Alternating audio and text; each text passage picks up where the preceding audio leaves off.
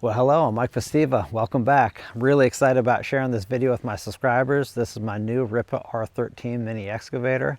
I wanted to share this video for a while, but I want to get over 20 hours on the machine before I made my first review of it, just to see how it's holding up, see what the quality is of the machine, and see how it performs. So the first third of this video, we're going to go over a bunch of projects I've done the last 20 hours with my machine in the spring. We're going to go over the middle half about all specifications of this machine. It's got a ton of different options like real deal gear reduction final drives you're going to find on bigger machines, longer tracks, expandable hydraulic tracks, counterweight, diesel 3-cylinder Kubota. Those are just a few of the actual features this thing has. It's got a ton of them. In the third part of the video, we're going to go over comparing it to a Kubota a little bit and see what you get value-wise to the Kubota. The last bit we're going to go over is who I think this R13 is best suited for. Because keep in mind, in the similar price range lineup, there's the R10, this is the R13 R15, and they have different features and options on those machines. And the R13 may or may not fit your needs the best, so we'll go over who I think this machine's best suited for. So stick around, enjoy the video. So like I mentioned earlier, I wanted to put at least 20 hours on this machine before making the review. This was the first project I did with the machine. It was brand spanking new. I dropped a cedar late fall with one of my friends behind my cabin. It was enormous and there was a ton of branch cleanup, and some of this just stayed on the ground until late winter. So I was using the little R13 to pick up all these giant cedar boughs, load them in my mini truck and haul them off, and it did great. Still kind of getting used to the controls, the pilot controls on here and the thumb operated foot control. Machine worked fantastic for it. These little mini excavators are awesome for processing firewood. These 60 or 75 pound log rounds, they're possible to lift them up on the log splitter, but you only want to lift so many of those all day. And like I mentioned in other videos, I got a bad back, 3 of my vertebrae are fused, and I really don't want to stress it. I want that thing to last the rest of my life without too much trouble. So if I can let the machine lift these heavy things up here, I'll usually split them into quarters and then come back later. Me or my wife will go through and split the quarter section into a smaller firewood, but it's easy to use the machine, lift up the big rounds. Here I was bringing a rake and a bucket up to the garden. It's late winter. I was trying to get some stuff done up here, and I had this pile of log rounds sitting up here for about 8 months, and so I was just making one pile so I can bring up the splitter later in the spring and split all this into firewood. If you live in a rural area and you got a wood stove, you would probably really appreciate a little mini excavator. They are a time saver and a back saver. Like, that pile of wood sat there for 8 months and I just rolled in there and moved them in about 5 minutes. So here's some 4 to 6.5 foot long sections of Douglas fir a friend brought up to me about a year ago, and I've been slowly picking away with it. And these rounds are way too big to be picking up, so I've been using the machine. Ideally, I wouldn't have that 20-inch toothless bucket on there, but I was doing a ditching job earlier, so it worked for it. I just didn't get around to switching it out. But this does have a quick coupler, so it doesn't take that long. But hey, I was being lazy this day. Like I said, the bucket that comes with it, I think, is probably the best way for when you're handling bigger log rounds like this. The tooth, I think it's like a 12-inch, somewhere in that range, maybe 11-inch, but the tooth small bucket that comes with it just grabs the log rounds a lot better, and I feel like it gives you less space on the log, so you have more potential to cut and not get too close to the bucket with a chainsaw. But man, I've used my other R319 mini excavator for firewood processing last year, and it was a back saver, time saver, and this thing follows suit with it. Man, these things work really well for firewood processing. So here's a tilting bucket. I ordered this last year and I didn't have the right couplers to fit on here, but as you can see, here's a mini skid steer and it's almost the width of that. It's probably overkill. I felt like it was a little heavy for my R319. This machine has a little more weight to it. I think it's gonna be better. So now we got these selector valves. Here we go, turn these things over. Now hydraulic fluid should come out. All right, let's test this thing out. Like I mentioned earlier, I bought this bucket for my R319 Rippa mini excavator, and it just never put it on there because it just seemed way too big and heavy. I was kind of regretting that I got such a wide bucket, and honestly, I'd probably get a slightly skinnier one. But this machine, this R13, has a lot more weight than my Rippa R319, and it seemed to handle the bucket just fine. I did pull the quick hitch off remove the pins just because this bucket really has a long extension from the pivot point, and adding that quick disconnect on there would have just made it way too far. It would have taken away a lot of leverage for the curl. And this little tilting bucket's pretty cool. It's probably not the first attachment I'd run out and get. I was using the swing boom on it as well, so I could kind of cut the ditch right down where my track is, but it's a pretty helpful bucket to have. That was pretty quick, only maybe 10-15 minutes, and that was first time I ever used a tilting bucket, so kind of getting used to that. Always in the spring got this water trickling down, just kind of keep it off the driveway. I cut this ditch almost every year. It's kind of nice to cut a deeper ditch here. We had the water run off this direction, and man, that was pretty slick, especially that side shift. You can kick the whole machine over and get it so you're ditching right along where your track is, basically. So ditching, and even more ditching. Out here in the Northwest, we get a ton of rain, so if you can direct the water where you want to go and not erode the spots you don't want to go, that's always helpful. So this next little portion, I did a lot of ditching when I got the machine, and it was raining a lot, so at least when you ditched, you could see what you actually improved. And luckily now, it's in this later spring, it's starting to dry up a little bit. But boy, when I first got this machine in late February, it was just pouring down a lot. This was actually one of the rare dry days we had. Got out and didn't make too much mud on this day, but most other days in the early month or so, it was just mud, and more mud. Did a little rake work after it. Should be good water bar. This is kind of a roadway up to my mill. I come up here with the quad and excavator a lot. Well, we'll wrap up this ditching part in just a little bit. Just want to kind of show you guys what this thing's possible and capable of. I think in the last 20 hours, I cut probably over 200 feet of ditch and trenches and water bars with it. The machine's just such a time saver, back saver. It beats the hell out of getting out there with a pickaxe and shovel.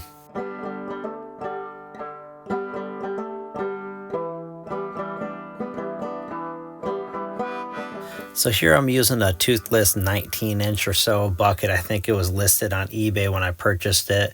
It was a 500 millimeter. The cool thing about these machines, not just the Rippa brand, but a lot of these machines, is they all run a very similar pin spacing. So these machines have so many attachments available. I've got online and ordered some attachments like a rake, a ditching bucket, hydraulic tilting bucket, even got a little mini trenching bucket. And there's quite a few attachments. Some I find more useful than others, but they're all pretty affordable. Like this bucket I'm using is nice and light. The machine doesn't have a problem moving around. This bucket I found for $152 on eBay with the actual bolts with it. So if you plan on getting a bucket or any attachment, try to find one that comes with pins or bolts, double measuring machine, make sure you got the spacing right. But a lot of these buckets are all pretty universal for these all 1-ton machines, and they're really affordable, so it doesn't hurt to have a few things. And honestly, I would say this is the second attachment I would buy for the machine, would be this one. This 19-inch 500 millimeter toothless bucket is awesome. It's so good at moving larger quantities of dirt like this. I think this was a 20-inch bucket. My original idea was to cut it down to like a 16 and put teeth on it. I'd probably drill it for teeth, but man, that is super good. This soil right now is wet and fairly soft, so I mean, I'm cutting in the hillside, but it's able to scrape it off of here. That bucket is moving a heck of a lot more dirt, and machine has no problem with the weight of it. Well, got that hillside cut back quite a bit further. Got probably 6 yards of dirt cut off of that hillside there. And probably come in here with the skid steer and bring it out that way. And I've been working on a kind of a road through here. This is really nice, cutting this area back past my homemade sawmill over here, just for more log storage. Definitely working good. I'm pretty impressed with that thing. The extra weight on this machine compared to my R319, the extra counterweight and the longer tracks and the further out blade, it just makes a big difference on the machine. It's pretty good. I'm really digging it. The pilot controls are really smooth as well.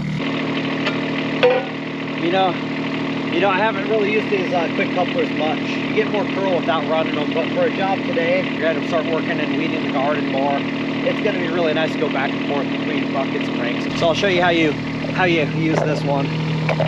So there's a pin here you pull out. That's a lock pin, and then you take a crescent wrench or something on here. You do that, and you should be able to roll right out of that. There we go, snap back in and it's all ready to go. So this was the first time I got to use one of these rakes. I ordered one last year from a different supplier and it just never showed up, so I got my money reimbursed. And I have to tell you, I've been missing out on my other machine with this thing. This is probably the third attachment I get. The first most useful attachment is the hydraulic thumb that comes with it and the original bucket that comes on the machine. That wide 19-inch bucket, like I mentioned, is super useful. This rake is crazy useful. It's really good. It's good for scratching soil, breaking up dirt, ripping out small roots of small trees and things like that. Super helpful. Got a bunch of this out of here. I'm just gonna keep weeding out more and more, and it's a pain in the butt pulling these by hand. Really early spring, ground is completely soaking wet still. I'm gonna go through, give it a good weeding here, come back through in another few weeks and weed it again when it dries up a little more. Like I mentioned, the ground is super wet right now this time of year, and so I was going in here, I was excited about getting some work done with the machine. I have a bunch of fruit trees kind of on the edge of the woods here, and these ferns have been encroaching, and I just want to get some of the ferns moved to a different location and clear it out so I can get down here with ladders easier, kind of clear a track that goes behind the fruit trees. But I realized it was a little too early in the year after moving a bunch of stuff. It was pretty mucky still. It's doable to get down here, but like I said, I'm pushing a little early this year. It's sinking pretty deep in the super mucky soil down here. You can see my final drive is about buried, so I'm gonna probably clean up just what I can reach here and try to push myself out of here and move up to some higher ground where I can get a little more dirt work done without burying the entire drive system on this thing. Do you want to mention Rippa sent this new machine out to me. It was a new model. They wanted to get my thoughts and input on what I thought about the machine, but keep in mind, even though they sent it out to me to test out, this is a 100% honest review of my thoughts and feelings alone. I did not have to have them oversee this video in any way or write anything in there they wanted me to talk about. This is just my experience of running this machine for the first 20 hours. So I want to include that. I'm going to tell you the good and bad and how I feel about it, but so far the machine's actually been performing really well. Just back rated this. I worked down here a month and a half ago, but it was so wet I was just getting stuck. I overlay some shots when I was in here. I had to push myself out. So I just waited a month and a half until the weather got better.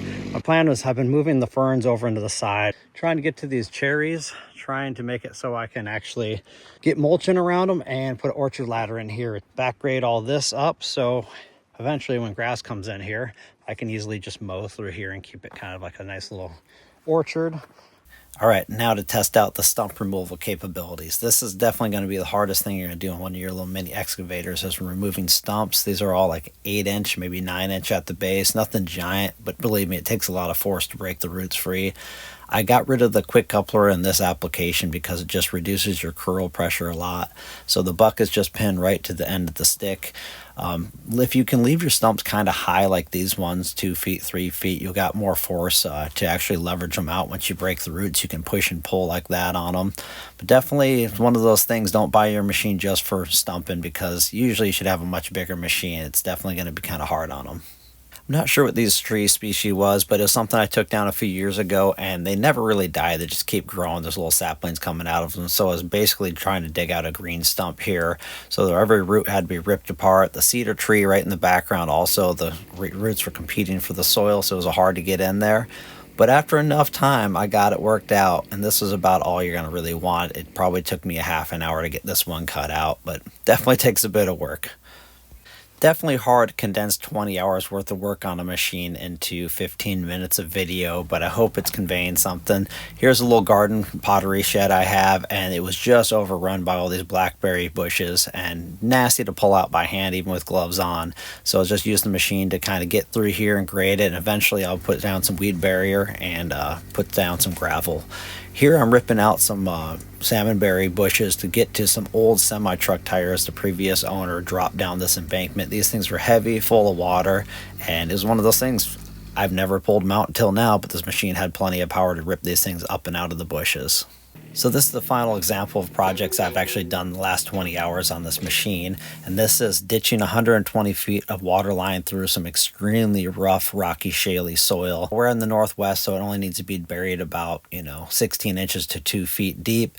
And you see a pile of hoses back there. I've bought countless hoses in the last 18 years. And so 120 feet of ditching only took me about an hour and a half. This stuff was really rocky, shaly. I left the quick disconnect on it. Probably should have pulled it off. Ripping through roots and all that rock. Definitely was pretty maxing out the curl force on this machine with that extended quick coupler. Really helpful. One thing I want to note is, see the hydraulic thumb? Rippa gets it right on these things. Some of the manufacturers don't fold the thumb all the way up to the stick like that. This one stays far up and out of the way, so you're never hitting it when you're digging deep ditch like this. Definitely awesome. One of those things I wanted to do for years, finally getting around to getting water in my garden without dragging hoses over to it. Well worth it. Only took me about an hour and a half. Ran the machine hard. It was only about 60 degrees out, but after all said and done, I checked the hydraulic temp on it with a temperature gun. They're only 110 degrees, so this thing has adequate cooling on it. I think even midsummer it's going to be no problem. So we're going to pop the engine cover on here in just a moment, show you the inner workings. I'm pretty impressed with how much they fit in this little engine bay. But one thing to note is these lower cowlings on here come off very easy with a few bolts, and they're fiberglass. Same as this upper cowling. The whole thing the seat sits on is all pretty thick fiberglass, except for the large counterweight fits on the sides and the back. It's 3-piece counterweight back here, pretty stout. So let's pop the hood and I'll show you guys what's in the engine bay here. So first off, what we see over here is we got this nice radiator. This is a 2-piece. So this portion from here over is a radiator, all aluminum.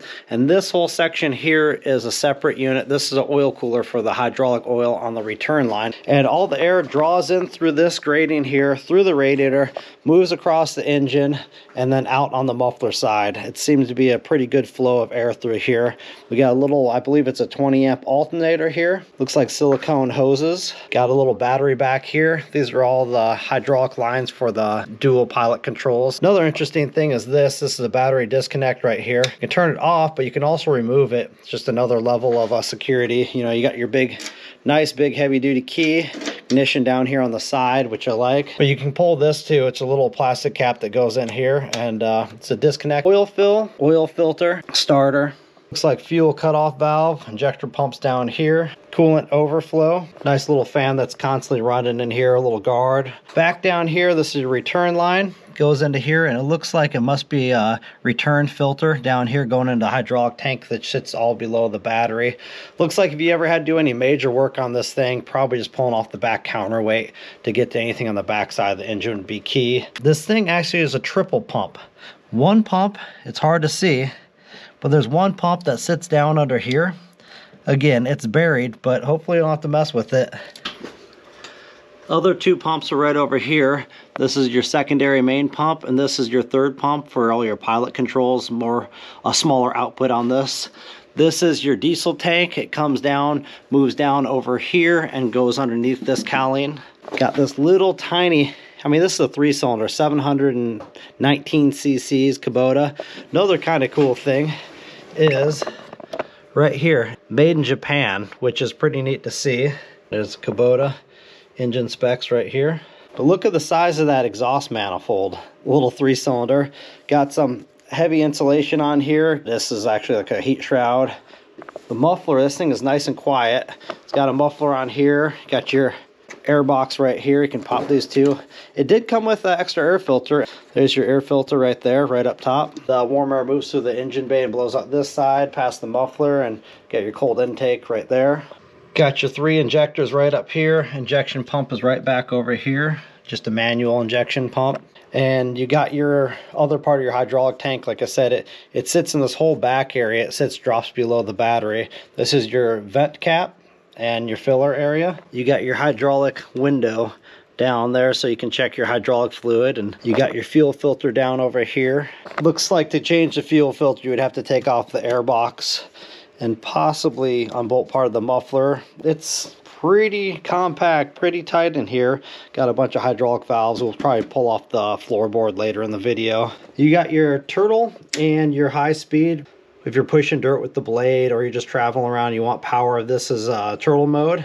This is not for pushing. This is just for getting from point A to point B much quicker. This thing does move pretty quick on rabbit mode. Of course, you got your little LED headlight on the boom. Got your low oil light. That would come off if you lost oil pressure. Got your fuel light. Comes on when it gets low on fuel. You got your water temperature if it gets too hot. And you got your charge indicator if it's not charging. Your hour meter right down here. And over here, these are like selector valves, which is interesting. So this is your blade handle right here. And these guys select that handle to do different functions. So right here, you kick it up, and then this handle would actually bring in and out your undercarriage, your tracks. It would make them expand and contract, whether you push this handle in or out. You flip that back down. When that's back down, this handles your blade. So it's kind of cool. It's got these selector valves on here, which gives you extra hydraulic functions off of another valve. Now we're talking about hydraulic auxiliaries. Right up here through this fitting, this all runs your hydraulic accessories, and it's going out to the selector valve up here, manual one. Right now it's selected to run out and run my hydraulic thumb, which is super handy. So when you run this foot pedal, toggle it back and forth, opens and closes the hydraulic thumb or any accessory you have running off of here. So right now you push that foot pedal down, the hydraulic thumb is going to come down and come up. You can turn this valve over and run fluid out this port, which is capped. And this port you could run out to an auger, you could run out to a tilting bucket, you can run out to whatever you really want accessory. And these are oversized lines here. It looks like they flow a little bit more. I think they're DIN number 10, and a lot of these other lines coming out to these things are DIN number 8, so they're a little bit bigger for a little bit better flow. This thing shipped out with a manual quick hitch, and some of the models come out with a hydraulic quick hitch, and I'm okay with the manual. This is already going to be down the dirt and muck. Seems like it could be an issue. You can pull these quick hitches off by the pins right here and put a manual bucket pins back in, and you don't even have to run one of these. You lose a little bit of curl force with these quick hitches. So I just brought it out of my shop here, and I got the chassis narrowed just to get through the doorway, and you can get this thing through some pretty skinny gates. Let's see what the width of this is. About 29 and a half inches. So I'll show you how to widen the chassis now. Whenever I'm using it on my property, I really mainly keep it in the wide. This just so I get through my garage door and park this thing inside. When this is down, this adjustable chassis button, when that's down, your blade lever moves, of course, your blade. Lower this. We'll take some pressure off. So that drops your blade. When you flip this button up, all of a sudden it changes the selector valve in the down here, and it makes it so the hydraulic will widen the tracks or narrow the tracks depending on which way you push the lever. So only the back of the track's down. So now we're going to push this blade lever with this chassis button up, and it's going to widen the tracks now.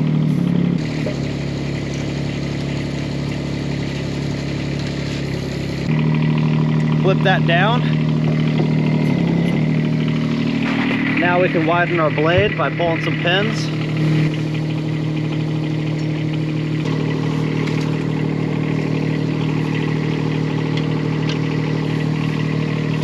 So we're going to measure the track width with this thing extended here. Get the tape measure over here. 39 inches wide, which is a pretty decent footprint on this thing. The front blade without the wings extended would be 29 and a half, and with the blade wings extended they are 39 inches. Stock bucket is roughly 11 inches wide, but there's a ton of different buckets you can get for these things. So I'm happy to see that the ROPS is actually a legit ROPS on this one. My other Rippa, that was one of my bigger complaints. The two-post system was really flimsy. I also like this one folds down. I modified it by putting big 5/8 inch bolts in the bottom holes and cutting down some trailer pins that are 5/8 so I can quick pin it. Don't have to use any tools. I can fold it down, put it in my shop, and take it out and unfold it. Super simple. So here's a really nice little safety feature they have on this machine that my old Rippa R13 did not have, and that's pilot control lockouts.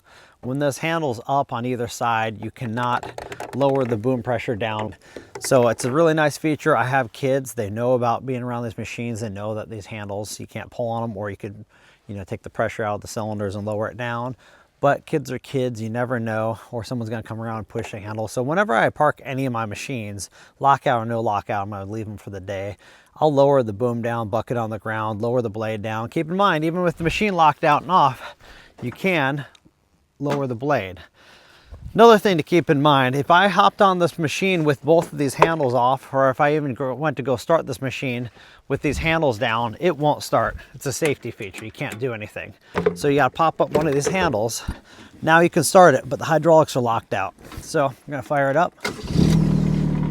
I cannot do anything with these pilot lockouts. I can bring up and down the blade, drive it forward, so those aren't locked out. I can also open and close the thumb and probably swing the boom, but I can't swing the machine over. So if I have a coat on and I climb off the machine, I'm not gonna climb off and my coat's not gonna catch it and it's gonna swing over onto me. So it's a nice feature. Super smooth pilot control hydraulics on here, but I do like that lockout feature. So this machine has 2-speed travel, which I find it pretty helpful for getting point A to point B, but the travel isn't the most powerful to trying to turn, especially in softer conditions. So really I use the high speed to travel from point A to point B in a straight line because it doesn't have a bunch of turning power. And I never go up or down hills very quickly in 2-speed. I just put it down to low speed because going down hills, if you stop really quick, you feel tippy, like you're gonna tip forward. It's just kind of the way it feels. It kind of has a lot of momentum. Bring up the RPM to about, well, we'll go full throttle here. There is a low range or low speed. Super smooth steering on this thing. Here's high. You can shift on the fly with it. But when you let off, it definitely bounces a bit. So slow, shift on the fly to high just by toggling the switch. It moves pretty fast, but doesn't have a ton of power for steering. It will steer,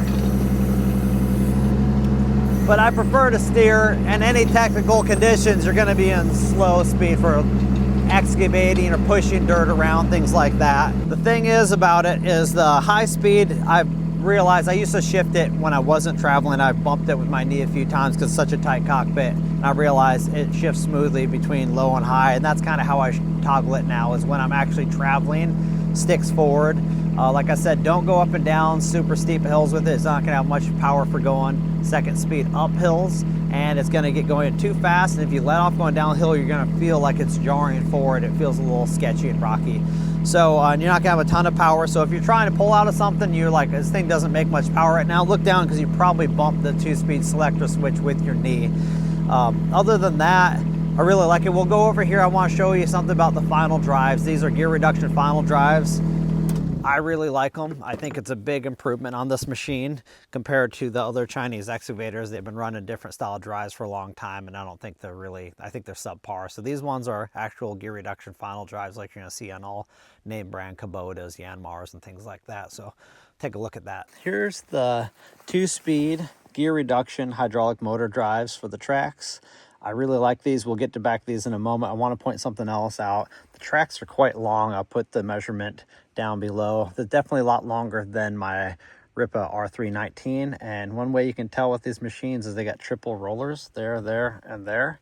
And my R13, a lot of excavators on the market, the little Chinese ones, have double rollers. So put a third roller in there, more stability, better undercarriage support.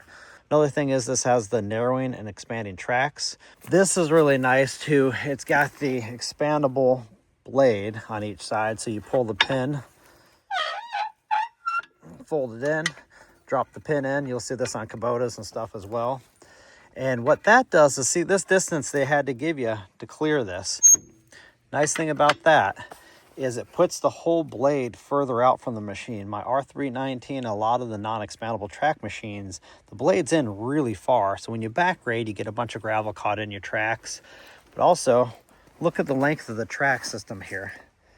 The length is longer, more stability, plus this blade is further out, which I really think is a great thing because it makes this machine much more stable. It's a much further out downrigger when you put that down for when you're digging. I think that's a great feature with these expandable track models. So back to the gear reduction hydraulic motor final drives. As you see, there's a lot more clearance in here. This is what you're gonna get on most Yanmars and Kubotas. You're not going to get those big clunky motor drives like a lot of them have, like my R319 and most of the things you see on eBay. These have gear reduction, legit final drives. 4 lines coming into them. The lines would be nice to tuck them up a little higher. I could probably swing them up a little bit higher, but I'm just cautious with all these machines what you're driving over so you don't rip a line. But there's 4 lines going in each. They're all hose wrapped with protection, forward and reverse, and 2-speed selector, and possibly a K-strain. I'm not 100% if it's got K-strain on it or not, but these definitely are a cut above. So one of the things I don't care for the most is the cramped cockpit for getting on and off. It's not an issue once you're on the machine. It's actually really comfortable. I'm 5'7". I would say 5'10", you're probably okay on here. Much bigger if you're a heavier set person. It's probably going to be pretty awkward.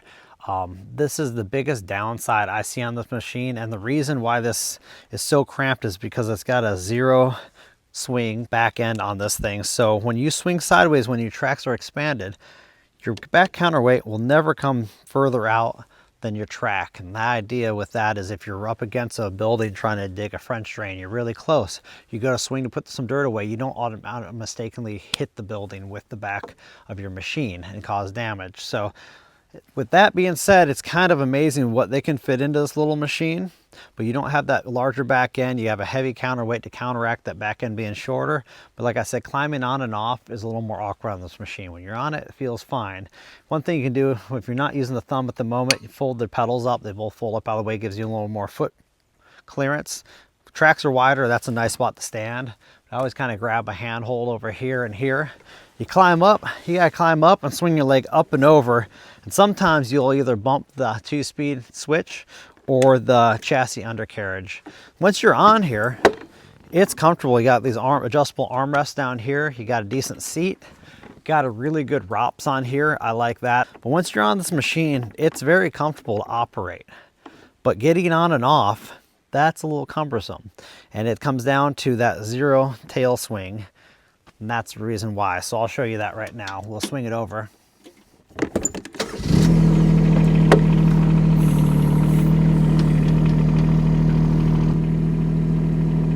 So if you're working tight spots, that can definitely help. Another nice feature about this thing is a swing boom. You can swing quite a bit in both directions.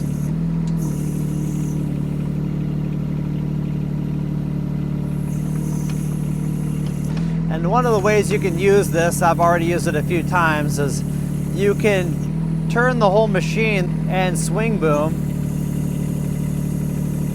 and you can be ditching right along where your track would be. So you can go do like French drains right alongside of a shop or something like that and get fairly close against the machine and swing away, dump your dirt, and go back to ditching some more. So here we're going to do a little comparison. Now keep in mind this is just information I've dug up on the internet on the Kubota and the Yanmar. I haven't ran either of those. It'd be cool to actually run them side by side, but renting cost alone, if I could even find the machines, it'd be probably over $500 to do that video. So the Kubota is the lightest machine of the bunch. We'll start off with weight, and that thing's 2,205 pounds. The Yanmar is the next one up, 2,348. And the Rippa, I feel, wins on this one at 2,568 pounds. It's nice to have a little extra weight when you're digging with these machines. Now we'll go over all the things that these machines have in common. They all are 0 swing. They all have 2-speed travel. They all have adjustable track width, narrow and widen to get through doorways, stuff like that. They all are swing boom. Now we're going to go over the things that they don't exactly have in common. Now we'll get into engines. They all run diesel engines. There's some variation here. The Kubota and the Rippa both run the exact same Kubota engine. It's a D722. The Kubota says it puts out 10.3 horsepower. Rippa says theirs puts out 13.9. That could all be the way the injection pump is tuned. Those are 3-cylinder engines. The Yanmar runs, of course, a Yanmar engine. It's a 2-cylinder and it puts out 10.3 horsepower. Now we're going to get into what sets these machines all completely apart. And the Rippa has a 3-roller setup, longer tracks. That's going to make the machine far more stable. This is a deal breaker for me. The Kubota and the Yanmar do not come with hydraulic thumbs. They don't come with thumbs at all. The Rippa R13 has a hydraulic thumb, and a little machine like this without a hydraulic thumb isn't very useful to me. The Kubota and Yanmar both have forward controls. The side controls on the Rippa R13 I find are far more comfortable if you're on it all day. It's pretty comfortable. Now, a big thing for me I want to be able to find out down the road is parts availability. We know Kubota and Yanmar are going to charge you a pretty penny when you need a part for that machine, but you're going to be able to call up a dealership and get those parts. Rippa, time will tell on this. I know they opened a few warehouses in the US. When I got my machine, it had a damaged hydraulic line on it, and it had one of the rubber controls for the forward controls was cracked. I got a hold of them through email. They got the part out to me within about a week and a half. They fit great. Everything was good. But I would love to make sure that the parts availability is going to be here on the Rippa, and hopefully they stock a lot of parts and not just machines in their warehouse. Final note I want to mention about these machines is the price difference.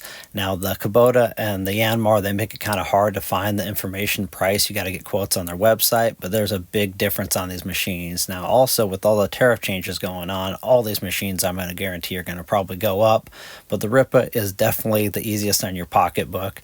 Now, if you made it this far in the video, I want to thank you. I really appreciate you checking it out. I'm going to do a bunch of updates on this machine throughout the summer to see how it's holding up, show different projects I'm working on. If you like this content, consider subscribing. Also, go back through. I got a bunch of different videos on my Rippa R13 that was self-sponsored, paid out of pocket for that machine. Did a bunch of different jobs around the property in the last year with that machine. Check out that video. It's a simple little gas engine model, very basic, but worked really well. All right, thank you so much for watching. Take care. Bye.